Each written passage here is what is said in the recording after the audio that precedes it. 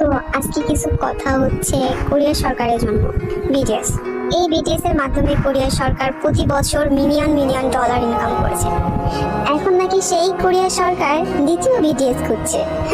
ব্যাপারটা একটু হাস্যকর না? অলৌকিক শক্তি পৃথিবীতে একবারই ঘটে, আর যেটা আমাদের বিটিএস মেম্বারদের সাথে ঘটেছে। আমাদের বিটিএস মেম্বার সোগা একবার বলেছিল যে ক্যাপপ ব্যান্ড আবারও তৈরি হবে, কিন্তু বিটিএস কখনোই তৈরি হবে না। আর এটা আমরা মন থেকে বিশ্বাস করি, আর এটা সত্যি বাস্তব, কখনোই হবে না।